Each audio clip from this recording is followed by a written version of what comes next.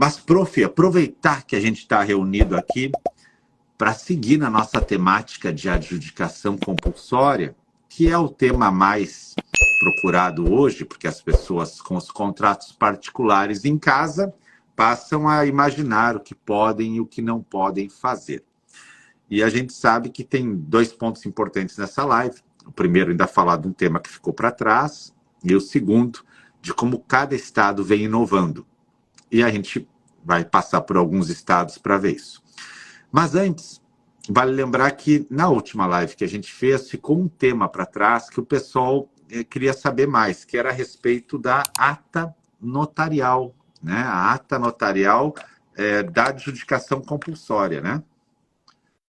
Isso, da questão da ata notarial, se ela é título ou não para a gente fazer a transferência imobiliária lá no registro de imóveis, né? Lembrando que na adjudicação compulsória extrajudicial, só para quem não sabe ainda, a gente começa no tabelionato de notas fazendo a ata notarial e depois a gente vai para o registro de imóveis, né? A gente até falou isso na aula passada. Então, essa ata notarial sozinha, ela vai ser apta a transferir a propriedade lá no registro de imóveis, tal qual é a escritura, porque a escritura pública de compra e venda, ela é um título apto a transferir o imóvel no registro de imóveis. E a ata notarial não é, gente, ela não é título sozinha para transferir o imóvel lá no registro de imóveis. Inclusive, o tabelião tem responsabilidade de colocar isso na ata, de que ele alertou a pessoa de que ela não tem um título apto a transferir o imóvel lá no registro de imóveis. Aí pode vir a pergunta, tá, mas o que é o título, então, da adjudicação, né? O que transfere a propriedade lá no registro de imóveis através da adjudicação compulsória e mesmo também da uso capião? E a resposta é, quem vai formar o título é o registrador. Nesse caso, né? O legislador escolheu assim. Ele vai pegar a ata notarial, vai pegar a promessa de compra e venda, as sessões, vai pegar a notificação, vai pegar o deferimento dele e ele vai formar o título tal qual o juiz faz uma sentença, né? Ele vai ter uma atuação muito parecida com o juiz nesse caso. E aí é ele, o registrador, que vai formar o título. Um detalhe importante dizer que lá no artigo 216b, né, no parágrafo 3º, fala que é a promessa que vai ser o título que vai transferir lá na adjudicação. Mas eu acho que a lei está atécnica nisso, porque não é a promessa sozinha. Porque se tu registra uma promessa, tu pode registrar uma promessa, né, prof? Dá para eu comprar um imóvel por contrato particular e lá registrar a promessa. Eu passo a ser dono efetivamente com isso, dono, como se eu tivesse feito uma escritura pública de compra e venda? Não, né? Eu preciso efetivar essa promessa. Portanto, na mesma coisa na adjudicação, a promessa faz parte da formação do título pelo registrador junto com a ata notarial. Mas, para mim, nenhum deles sozinho é o título. Perfeito, perfeito. Então, vale lembrar, quem não assistiu às outras lives, é importante ver para entender a adjudicação, mas ela começa no tabelionato de notas, né? E ela caminha até o registro de imóveis.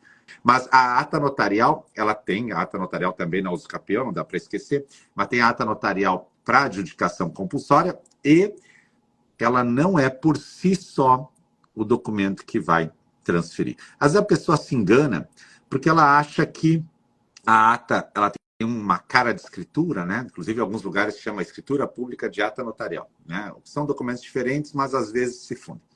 E aí a pessoa olha, não, agora eu tenho a escritura. Né? Então ela tem que tomar muito cuidado, porque aquilo ali é só um documento que vai compor o todo. Né? Vai compor o todo. Então aquela escritura, aquela ata notarial da adjudicação compulsória é um documento que vai compor junto com a promessa e com o restante. Ao final, o registrador dá o quê? Uma espécie de um parecer, uma decisão, um deferimento, dizendo que está apta ao registro, e aí ele registra. É isso, até esses tempos eu brincava com o Lamana Paiva. Eu dizia assim, professor, se acontecer do registrador deferir o pedido, mas, por um acaso do destino, no outro dia ele não teve tempo de lavrar o registro, né? Ele só deferiu. E o cartório agora chegou o novo titular, e ele era um interino em entrega. E o novo titular pode dar nota devolutiva antes de registrar? Nossa, E daí ele disse assim, por que tu inventa essas coisas para mim? Eu disse, não, que pode acontecer, né? Pode acontecer. O cara tá nessa mudança de titulares do Brasil, o cara à tardinha defere, aí passa um dia, vem um novo titular e diz, não, concordo com esse deferimento aqui. Já pensou que loucura, né? Então a gente teria aí uma nota devolutiva do deferimento que teria todos esses documentos. Mas isso é título para outra live. Isso vai acontecer no Brasil, eu só estou antecedendo isso que ainda vai acontecer, tá? eu até acho que se o registrador, o Lamana disse que vai fazer uma certidão de deferimento, né, para a pessoa até levar para a prefeitura para emitir o ITBI. Se o registrador anterior já deu essa certidão, eu entendo que ele já formou o título. E aí, se o outro, né, devolver, ele vai ter que justificar por que ele está devolvendo o título do outro registrador. Por isso que tem uma crítica ao registrador formar o título, uma crítica acadêmica, né? Que esse título deveria ser formado no tabelionato, com uma escritura pública de adjudicação compulsória, uma escritura pública de uso capião. Mas isso é também um tema para outra live, é uma questão, o legislador escolheu diferente, então, né, a gente hoje tem a formação do título no registro de imóveis. E por que é tão importante isso? Parece básico, né, prof, a gente falar disso, mas assim, quando a gente faz escritura pública de inventário, por exemplo, é comum a gente fazer escritura pública de inventário e já fazer escritura pública de compra e venda. Não registra de inventário, faz tudo junto, não registra antes da compra e venda, né? Então faz a escritura de compra e venda, já faz a escritura, faz a escritura de inventário, já faz a escritura de compra e venda e leva tudo para o registro. Aí a pessoa que comprou sabe que se não registrar o inventário, não registra a compra e venda, né? E por que é importante dizer isso na adjudicação? Porque eu não posso fazer isso com a adjudicação na ata notarial. Não dá para eu fazer uma ata notarial e uma compra e venda já para uma terceira pessoa. Por exemplo, eu tenho uma promessa de compra e venda que tu era o vendedor, né? Aí eu já faço, tu tá me negando a outorgar a escritura, eu já faço a ata notarial e já quero vender para a Lídia, que acordou hoje. Eu vi ela, Lídia. Nossa, Que legal que tu está que aqui. legal isso hoje. Muito bom, muito bom. São os hábitos das pessoas mudando todo dia, hein?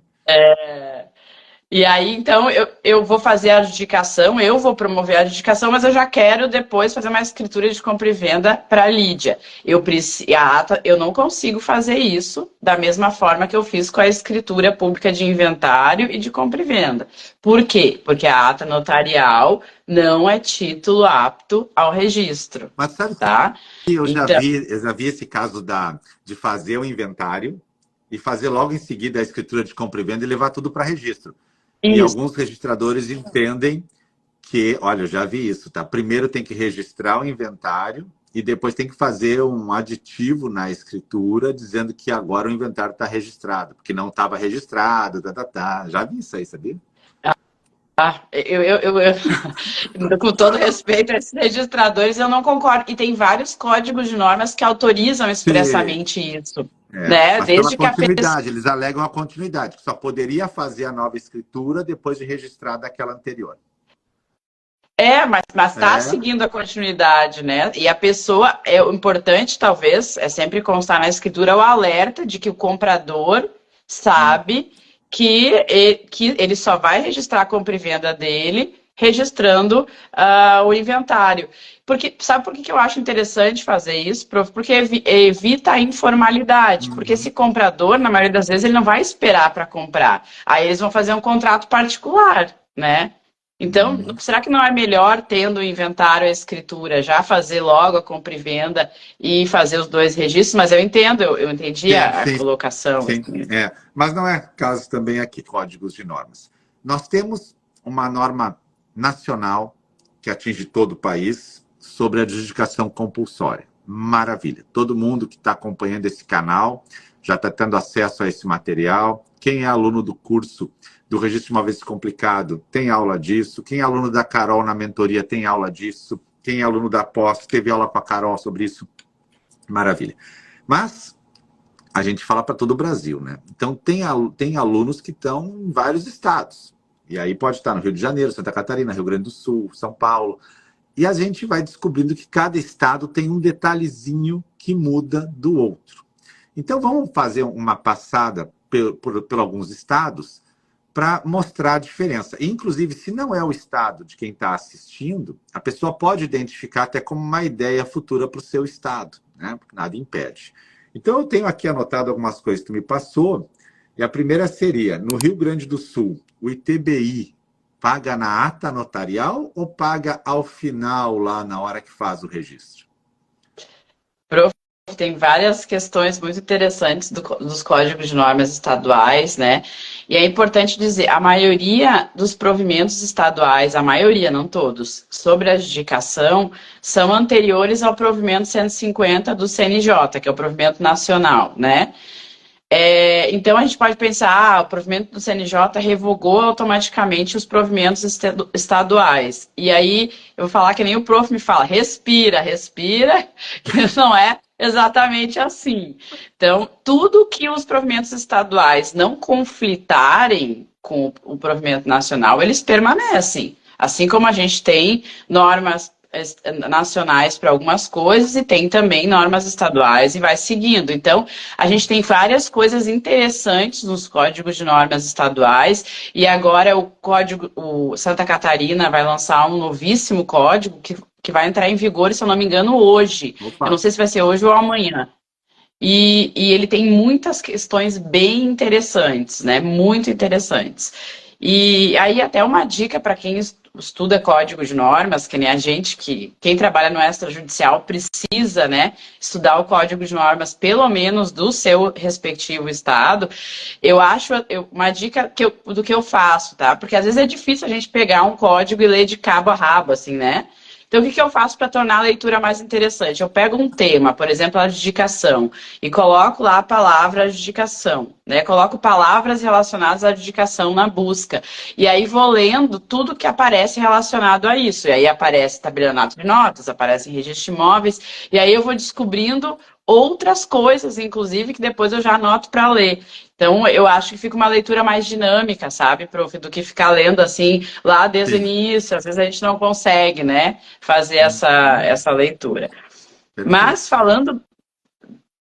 Não, perfeito, perfeito, perfeito. Eu também faço assim, essas leituras assim. Mas falando do Rio Grande do Sul, então, o Rio Grande do Sul tinha editado um provimento no mesmo dia do provimento do CNJ sobre a adjudicação. Sim, E eles verdade. até foi até o Rio Grande do Sul de manhã publicou o provimento, de noite chegou do CNJ, né? E lá no Rio Grande do Sul, aqui no Rio Grande do Sul tem tinha muitas partes que conflitavam diretamente com o CNJ, a começar por onde começava o procedimento, que o Rio Grande do Sul preveu que começava no registro de imóveis. Só que aí o Rio Grande do Sul editou agora o provimento 43 de 2023, que altera o Código do Rio Grande do Sul, revogou a maior parte desse provimento, eu acho que inclusive quase todo do provimento do Rio Grande do Sul, só que ele deu algumas questões interessantes, olha só, sobre o ITBI, né, que é a pergunta, falei tudo isso para chegar no ITBI. Ele fala que precisa ser apresentada a guia de TBI na ata notarial. Mas daí a gente pensa assim, meu Deus, como que vai apresentar a guia de TBI na ata notarial se o CNJ autorizou pagar o ITBI só lá depois que o registrador deferir a adjudicação, né? Ele defere, o registrador defere a adjudicação e aí me devolve para eu, requerente, ter um prazo para pagar o ITBI. Então, por que o Rio Grande do Sul está pedindo o ITBI na ata? Eles estão pedindo o ITBI na ata, não é para pagar, tá? Não precisa pagar na ata, mas é pela questão dos emolumentos. Porque aí os emolumentos no Rio Grande do Sul vão ser pelo valor, né, venal que a prefeitura avaliar o imóvel na guia de TBI. Entendi. Então isso é importante para quem trabalha no Rio Grande do Sul já saber isso, né? Nossa, muito interessante. Então, na verdade, apresenta a guia na ata notarial, mas nada de recolher tributos. O tributo vai ser recolhido lá na frente. E eles chegam a dizer isso lá no provimento, que não precisa ser recolhido, quer dizer, a pessoa pode recolher, mas o ideal é aguardar, porque não sabe se vai ou não se deferir da adjudicação. Então, eles até repetem o prazo que o CNJ traz de 5 dias úteis depois do deferimento pelo registrador, né? Isso me lembra E, aquele caso da promessa, quando o pessoal vai registrar promessa de compra e venda, e o registrador exige guia de TBI para cobrar os emolumentos com base, às vezes, na guia. Mesmo que a guia seja isenta naquele momento. Isenta não paga naquele momento, né? Vai pagar só na compra e venda. Não sei se tu já presenciou isso, né? Alguns registradores exigem a guia de TBI na promessa, mas não precisa pagar o tributo, é só para ele ter a guia. E outros não exigem. E sabe, prof, que se eu não me engano, até depois eu vou olhar, Santa Catarina fez uma previsão, se eu não me engano, que tem que pagar no registro já, a Ah, é? promessa e a sessão. Eu até vou confirmar depois, porque eu li muita coisa, como eu me foquei na adjudicação, mas se eu não me engano, ela fez essa previsão eu não estou com o meu computador aqui perto, senão eu já olhava, que eu sei mais ou menos o artigo, de que paga já no registro, mas eu sei que não é o Tomar normal, né? cuidado Tem com essa. isso. É, tem que tomar cuidado. Em Salvador tinha essa norma aí que na promessa pagava ITBI, os caras derrubaram. E era lei Pois municipal. Os caras é, derrubaram lá, derrubaram. O Ministério Público foi para eu cima e até derrubou. eu vou confirmar depois essa informação até se vocês quiserem aguardar um pouquinho, eu falo mais um pouquinho do TBI e já pego o meu computador e dou uma olhadinha, se for Não, o caso, fica para não tranquila. deixar. Vamos nessa, vamos indo que tá Tá. ótimo, tá sensacional. E aí, uma outra questão importante ainda no Rio Grande do Sul, para os advogados, principalmente nós advogados, quando eu trabalho com meus clientes, eu não faço só uma proposta de honorários, eu faço uma previsão, eu sempre digo, né, uma previsão de quanto eles vão gastar no tabelionato e no registro de imóveis. Isso é importante para a pessoa ter noção e não ter um susto depois, né? Então, eu sempre coloco lá, ó, imóvel com valor tal, vai gastar tanto no tabelionato e tanto no registro. E no registro de imóveis aqui no Rio Grande do Sul, tu vai pagar na adjudicação, tu vai pagar 50% do valor, então tu pega lá a tabela do registro de imóveis, aí pega o valor para registro, né? Para registro de uma compra e venda, por exemplo, de um imóvel de 150 mil. Tu vai pegar 50% desse valor, vai pagar já na hora de protocolar o pedido. Se o registrador deferir, tu vai pagar mais 50%. Então, vai pagar 100% de um registro. E vai pagar mais 100% do registro. Porque vai pagar processamento e registro. Eu não sei se eu fui clara. Vai Sim, pagar sim, sim. 100 mais 100, né? Ah, incrível. Então, isso é importante. Na verdade, assim, a adjudicação ela é mais cara que a uso capião, mas a uso capião é muito mais difícil que a adjudicação. Isso, Procedimento. a, é, a, a adjudicação, ela é para ser um procedimento, por isso que às vezes nós advogados, a gente já falou aqui, não, a gente não deve só escolher, né? E tem aquela questão de poder escolher ou não, o uso capião pela questão de não pagar ITBI, porque o processo de adjudicação é para ser muito mais simples do que a uso capião, porque é uma verificação documental somente, enquanto a uso capião tem a posse, tem notificação dos entes públicos, enfim, né? Todas aquelas questões. Perfeito, perfeito, perfeito. Tá, então a primeira questão, ITBI. ITBI é uma coisa sempre polêmica, né? Nossa, fala das sessões, né? Eu tive um aluno que ficou brigando pela questão das sessões. Tinha várias sessões de promessa de compra e venda e ele queria pagar só, na hora que for fazer a compra e venda, só a última, né? E o tabelião disse, não, tudo bem, né? Só vamos mandar a guia para o município. Deu o que ele diz? Adivinha, né? Veio cobrando todas as sessões, né? Então, assim, é muito difícil de fazer essa previsão, depende muito do município, né? Bom, então tá. Então, Rio Grande do Sul, a gente tem a polêmica do ITBI. Santa Catarina, pelo que eu vi aqui, tem uma polêmica do contrato sem reconhecimento de firma e sem possibilidade do tabelião conferir o cadastro da pessoa na CCN e poder ter a autenticidade disso. É isso mesmo? Lá não tem o que fazer?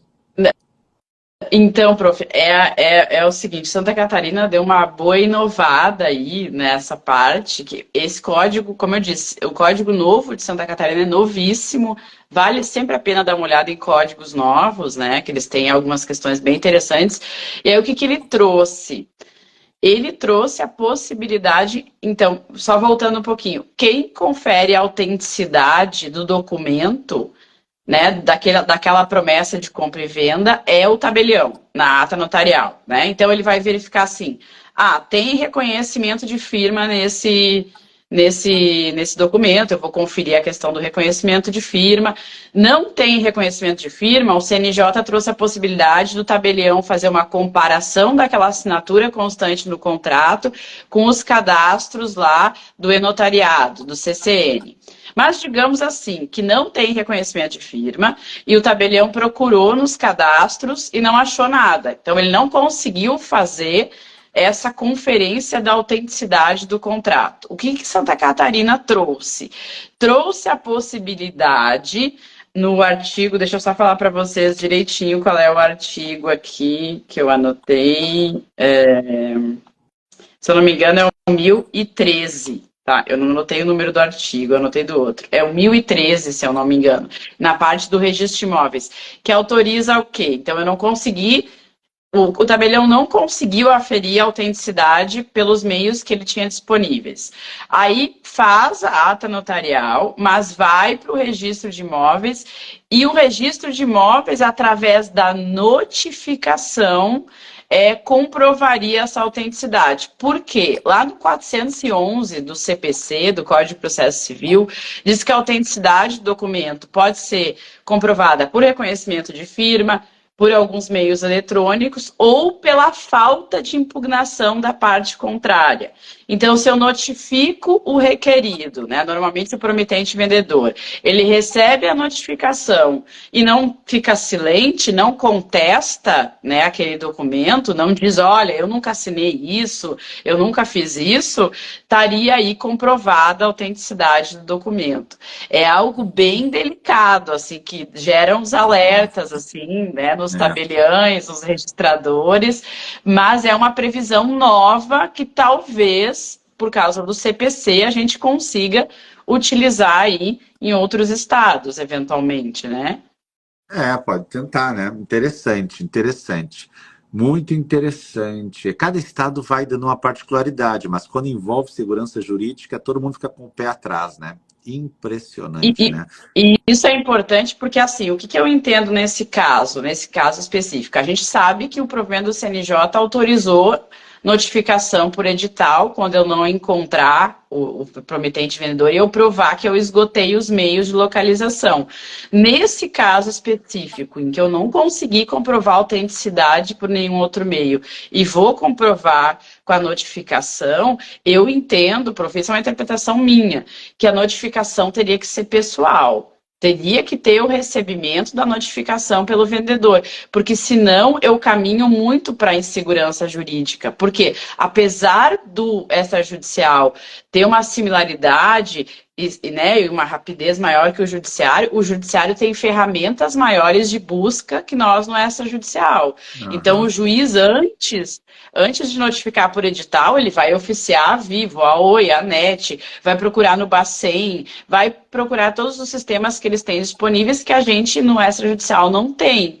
Então, nesse caso, ok, se eu for por esse caminho, eu imagino que o registrador ele vai ter que garantir uma notificação pessoal, não vai poder ir para o caminho da notificação por edital, porque senão a gente vai ter um contrato que eu não sei se é verdadeiro e uma notificação por edital, aí eu já fico preocupada, sabe? Olha, o reconhecimento de firma é algo muito curioso, né? Tem pessoas que não gostam de fazer porque acham que é um dinheiro jogado fora. E às vezes aparecem umas reportagens no país, né? O cara da Globo em frente ao Palácio de Buckingham.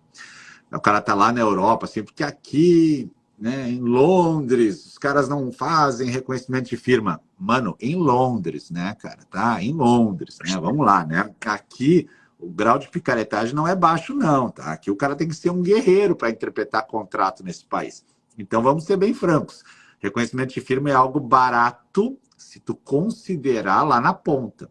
É que o cara que gosta de imediatismo, né? Não vou gastar agora esses reais aqui, porque eu sou esperto. Aí lá na ponta ele fica atrás de notificação, fica procurando o advogado que entenda, fica tentando convencer tabelião que estaria resolvido o problema dele com o tal do reconhecimento de firma. Isso me lembra aquele pessoal que brigava comigo quando eu era tabelião por causa do reconhecimento de firma, achava tudo caro. Aí quando eles vendiam uma arma, o cara vendia uma arma na cidade, ele queria reconhecer firma. Daí eu dizia, mas tu é o primeiro aí contra o reconhecimento de firma. Não, mas agora eu preciso. Então, agora tu precisa. Pois é, agora eu também não reconheço de arma, né? E aí ficava esse embate, né? Então, assim, as pessoas acham muito desnecessário algumas coisas. Mas o reconhecimento de firma num contrato de promessa de compra e venda, ele é luz para o contrato. É luz. Lá na frente, vai ajudar muito.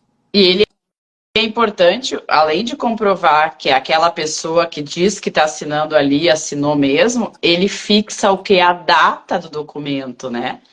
Porque se a gente tem um documento particular, eu posso hoje pegar um papel aqui e escrever que eu comprei do professor Salomão um imóvel 1997, posso, o papel aceita tudo, né? Isso. Agora, se eu for reconhecer firma lá no tabelionato, eles até vão poder, tem alguns estados que tem algumas questões, mas podem reconhecer firma, vai constar o reconhecimento de firma 30 de novembro de 2023. Então, isso é muito importante para estabelecer a data do contrato, né? Então, se advogados façam reconhecimento de firma nos contratos, é muito importante, né? Muito, muito importante. É isso que o prof falou. É um pouquinho de dinheiro para uma tranquilidade absurda depois. Isso. Bom, seguindo as nossas perguntas dos códigos de normas do país, e antes disso eu quero dizer para as 360 pessoas que estão aqui, que se vocês querem aprender mais sobre adjudicação compulsória, sigam a professora Carol. Você clica aqui no meu nome aqui em cima, se você não segue ainda, vai aparecer o meu nome e o dela, você segue ela, porque ela gera muito conteúdo, responde caixinhas, responde direct. Então é importante, se você é advogado, quer fazer parceria com ela, advogada, então sempre é bom para você trabalhar com pessoas que estão estudando e super atualizadas, tá bom? Fica a minha dica para você aí. Tem mais um ponto interessante aqui, que no Rio de Janeiro, onde eu estou nesse momento, quitação da promessa antes da indisponibilidade. Pode ser deferida a adjudicação? Me explica melhor o que é isso aqui. Então, a pessoa, eu quitei a promessa e entrou uma indisponibilidade, isso?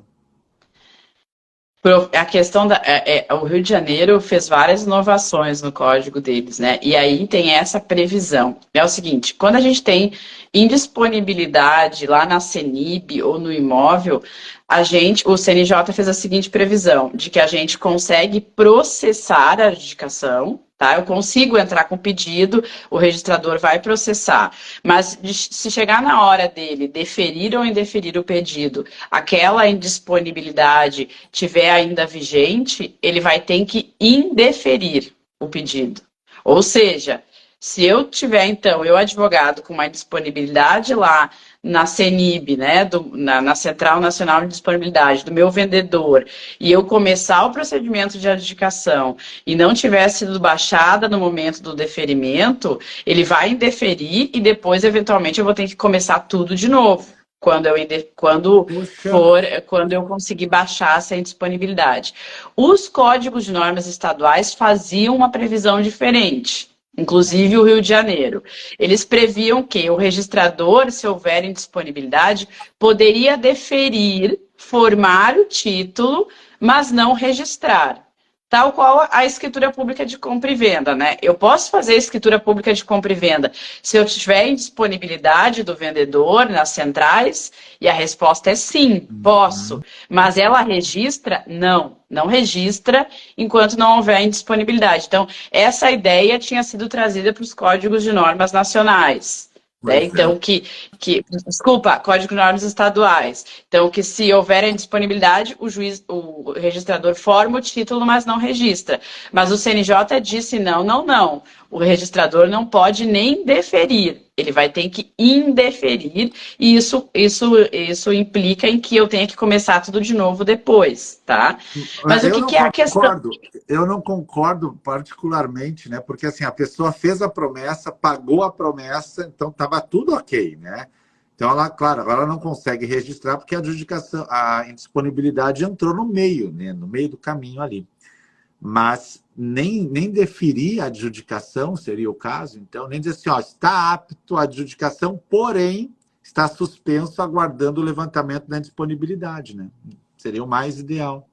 Isso, e até poderia, não precisava, aquela prenotação da adjudicação, nesse caso, poderia ser cancelada até que a pessoa viesse, né, para não ficar ali indefinitivamente uma prenotação na matrícula.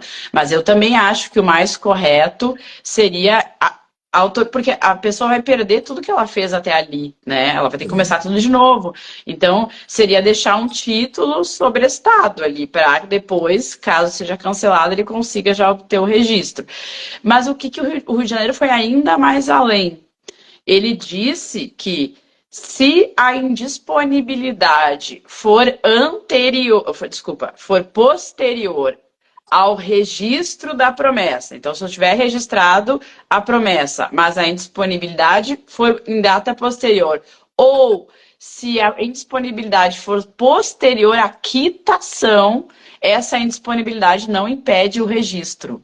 Olha só, eles Repete, inovaram repete, até. repete. Vamos lá, repete. Então, vamos lá. Eles disseram assim: o Rio de Janeiro tem indisponibilidade, o registrador pode deferir, mas não pode registrar. Exceto, ele vai poder registrar, mesmo com a indisponibilidade, se a promessa estiver registrada na matrícula e esse registro for anterior à disponibilidade. Então, eu fiz uma promessa, fui lá, registrei na matrícula no ano passado e entrou esse ano uma indisponibilidade.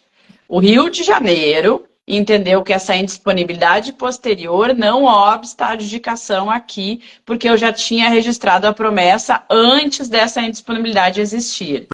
Ficou Prestigiou o registro, o direito real. Prestigiou o direito real. isso. E também, mais que isso, se eu conseguir comprovar que a quitação foi anterior à entrada dessa indisponibilidade, a quitação do preço, né, da promessa de compra e venda, se eu conseguir comprovar, então, que eu paguei o Prof. Salomão ano passado, terminei de pagar ele ano passado, e só esse ano entrou a indisponibilidade no imóvel, o Rio de Janeiro, então, autoriza também o registro da adjudicação.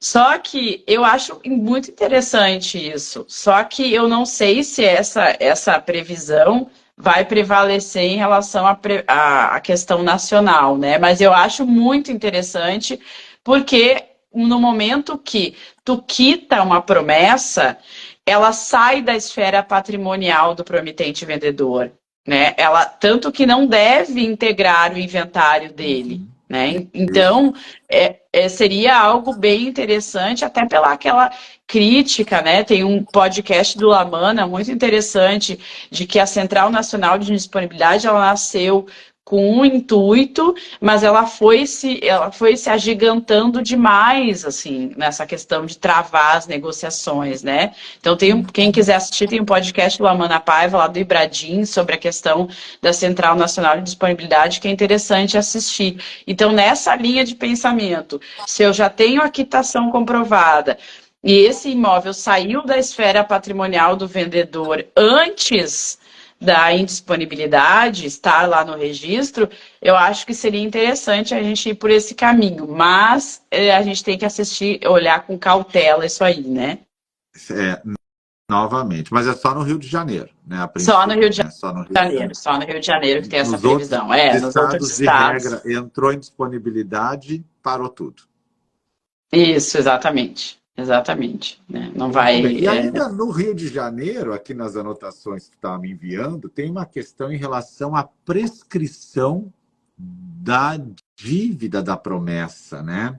A prescrição, que é algo que já foi debatido lá no início, né? De debater assim, tá, o tabelião pode dizer que prescreveu e não pode mais cobrar, porque eu tenho a promessa, mas eu não paguei, mas faz, sei lá, 15 anos. Como estava essa questão da prescrição no Rio de Janeiro?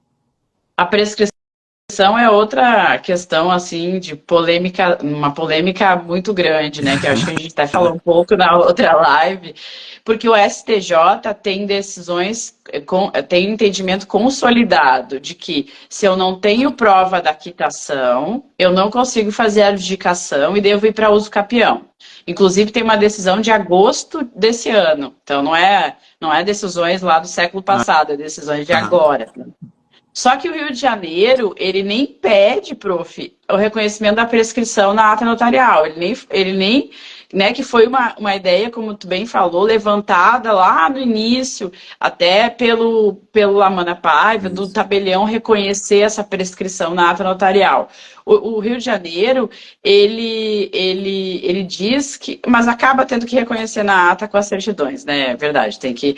Ele diz que se tu apresentar certidões da inexistência de litígio envolvendo o contrato, essas certidões poderiam, né, ir para prescrição, elas poderiam corroborar a argumentação de prescrição e aí substituírem a quitação.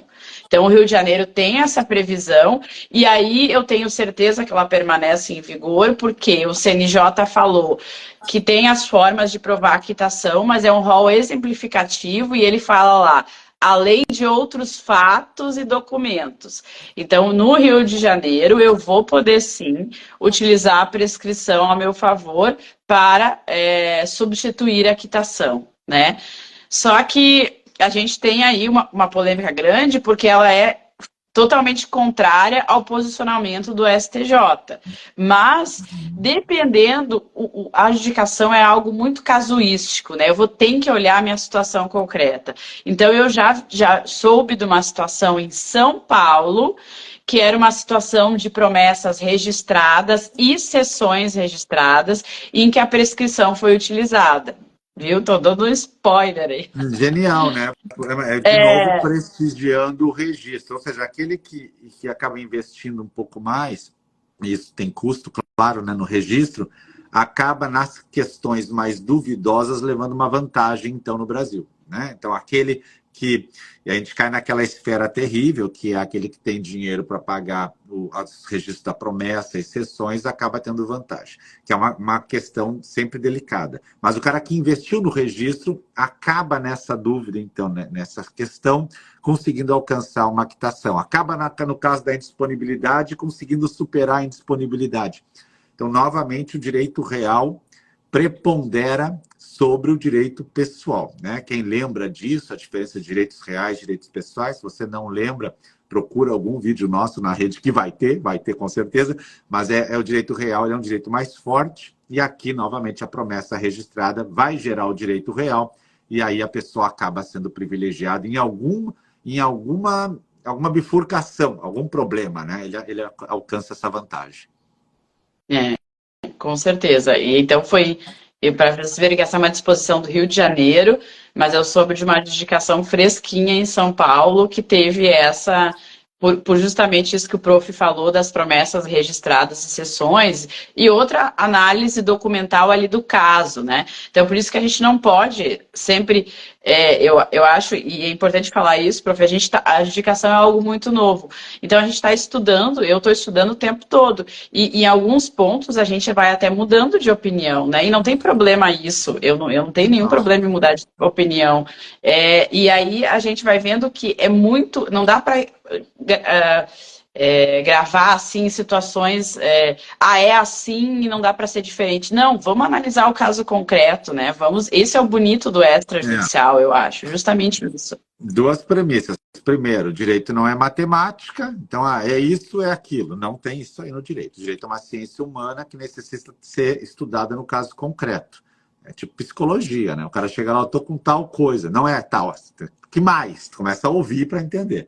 E a segunda premissa é que eu volto atrás em vários posicionamentos. Por quê? Porque a gente amadurece, a gente evolui estudando, e esse é o bonito do direito, né? E como nós somos professores, a gente tem que sempre estar revendo nossos posicionamentos para não induzir o aluno em algum erro, né? Então, seguido, eu volto e digo, olha, isso aqui já tem outro entendimento. Tanto que lá no começo de tudo, assim, quando realmente nem luz nas casas havia, né? Começou a discussão sobre a ata notarial, se poderia aproveitar a ata de uso capião na adjudicação. Não sei se você lembra dessa discussão lá no começo. E Lembro, eu lembro. disse, dá Já para vi modelo. aproveitar. Isso, né? Eu disse para aproveitar. E aí depois eu fiz uma live com a Letícia, a gente teve uma discussão ferrenha na live, assim, ó, daquelas, né? E aí no final ela disse assim, ó, eu me lembro direitinho que eu disse, se for assim, ela disse, nesse único caso eu até posso concordar contigo. Então, assim, nós derrubamos 99% que não poderia aproveitar. E eu revi meu conceito, né? Mas porque a gente está sempre em evolução, estudando o direito, e o registrador também está, o tabelião, o advogado. Então, o direito é uma ciência que tem que estar todo dia percorrendo ela, né? Com certeza. O tempo todo, a vida toda e para sempre. É muito legal. Bom, deixa eu ver aqui mais. Tem mais uma coisa aqui que tu mandou nas anotações.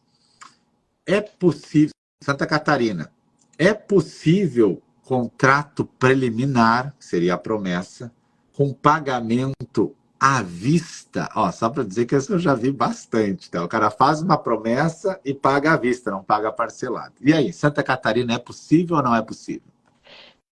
Professor, é uma discussão bem interessante para quem trabalha com adjudicação e contrato preliminar, né? Nós, advogados, elaboramos os contratos. E aí tem algumas decisões, assim, isoladas do Tribunal de Justiça de São Paulo, que falam o seguinte: se eu comprar de ti um imóvel à vista, né, pagar ali 1 milhão em, né, pagar, eu vou fazer o contrato com o Prof. Salomão, eu vou comprar a casa dele por 1 milhão e vou pagar à vista nesse contrato. Mas eu ainda não quero fazer a escritura, porque eu não sei, tem alguma questão do imóvel, ou eu não quero fazer a escritura, eu vou fazer um contrato preliminar, né? E tinha uma discussão, se eu vou pagar à vista, então eu não posso fazer um contrato preliminar por causa lá do 108 do Código Civil, que diz que para eu transferir imóveis no registro imobiliário, eu preciso da escritura quando o imóvel tiver um valor superior a 30 vezes o maior salário mínimo, né? Só que vejam bem, a gente não está transferindo o imóvel lá no registro imobiliário, né? A gente está fazendo uma contratação preliminar e a gente não tem essa vedação no ordenamento jurídico brasileiro de que o contrato preliminar tenha que ser parcelado ou ele não pode ser à vista. E aí Santa Catarina disse exatamente isso, que o pagamento à vista no contrato particular não desnatura a característica de ser um instrumento preliminar, né? Desde que tenha uma observação de que a pessoa vai ter que fazer a escritura. Então, isso é muito importante, porque tinha gente dizendo que, se eu tenho um contrato com pagamento à vista, eu não posso fazer a adjudicação, porque esse contrato é nulo. Olha só, que coisa grave isso, né? Contrato nulo, o contrato nulo não serve para Nossa, nada, mas não é não, nulo, né? Inclusive não é nulo. tem uma decisão do Conselho da Magistratura de São Paulo. E foi a Letícia que me passou. Nesse sentido, porque o registrador teria dado uma nota devolutiva em alguma comarca sobre um contrato de promessa de compra e venda que a quitação foi dada no próprio contrato. Então, seria esse Exatamente. caso, né? Exatamente. E o registrador, quando veio a registro, ele não aceitou. E aí o conselho entendeu que não era requisito o parcelamento do pagamento. Interessante, né? Interessante. E é bem interessante porque aí o próprio contrato é utilizado como prova da quitação, né? Teve alguém que me perguntou isso um dia. Eu tenho uma adjudicação em que exatamente assim, que foi pago à vista e está lá no contrato dada a quitação, né? Então, claro, o contrato serve, o próprio contrato é a prova da quitação, se a pessoa deu a quitação naquele momento, né? E um contrato bem redigido, por óbvio que vai ter que ter essa quitação se a pessoa pagou à vista. Eu acho que foi uma disposição muito bonita do Código de Normas, derrubei minhas folhinhas aqui, do Código de Normas de Santa Catarina, ao encontro do quê? Da função social, né, de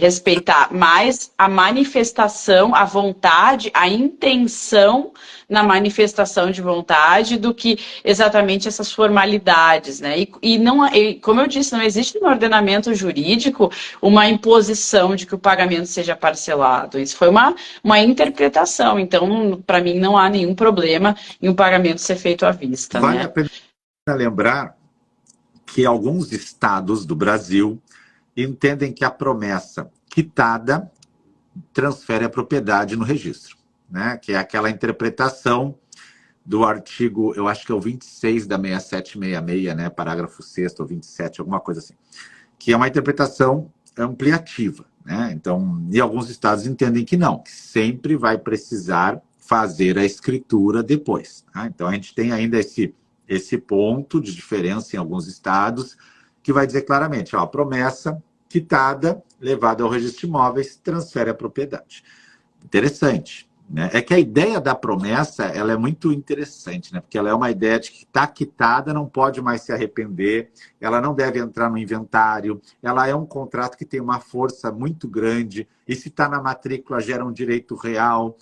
Então, ela é um contrato assim muito bacana no sistema jurídico, né? Pode ser cedida, pode ser penhorado os direitos, né? Então, ela é um contrato lindíssimo, né? Serve como justo título, serve como documento na adjudicação.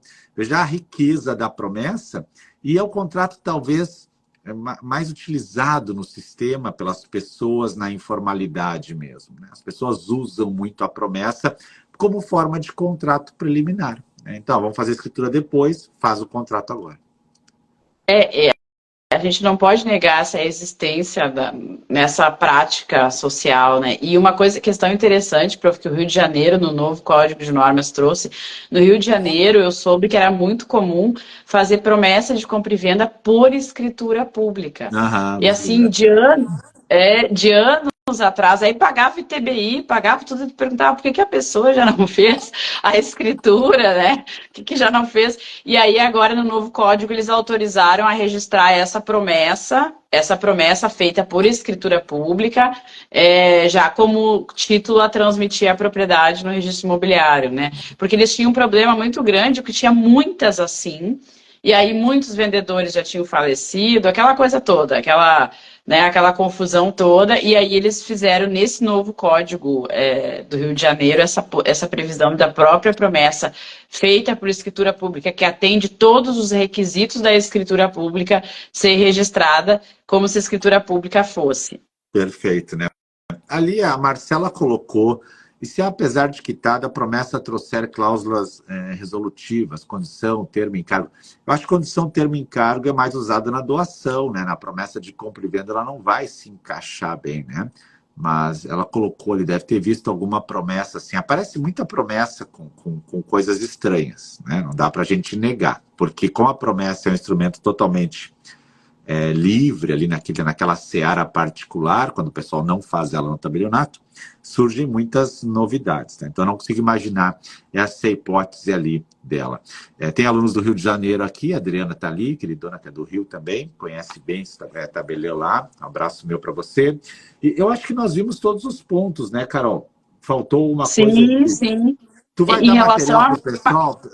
Se você segue a Carol, ela vai dar um material lá no direct dela. Então, presta atenção agora no que ela vai falar. Antes disso, clica no meu nome aqui, segue ela. Depois você vai ter a oportunidade. Que material que tu vai dar para eles?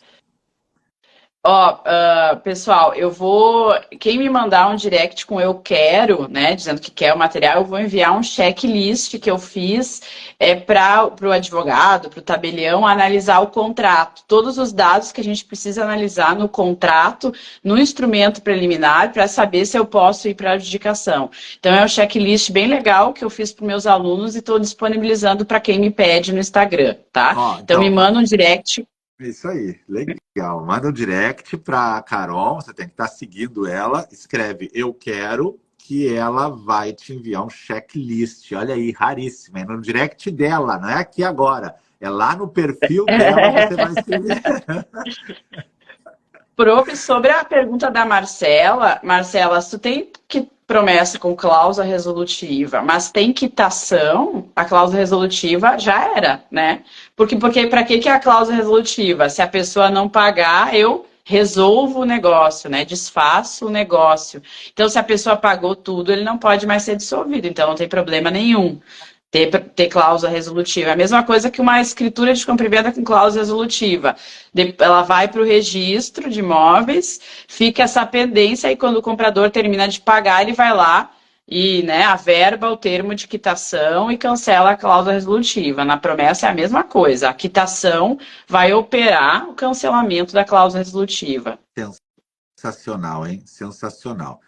E, Prof. Carol, é um prazer estar contigo aqui de novo. Obrigado pela presença, obrigado por compartilhar o teu conhecimento com todos os alunos. Isso é muito importante para nós.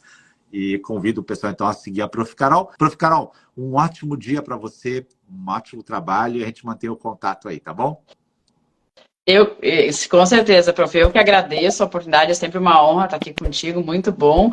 Um beijão para todos, né? Uma boa semana, um bom restinho de semana para todos nós. Beijão. Valeu, tchau, tchau. Tchau, tchau.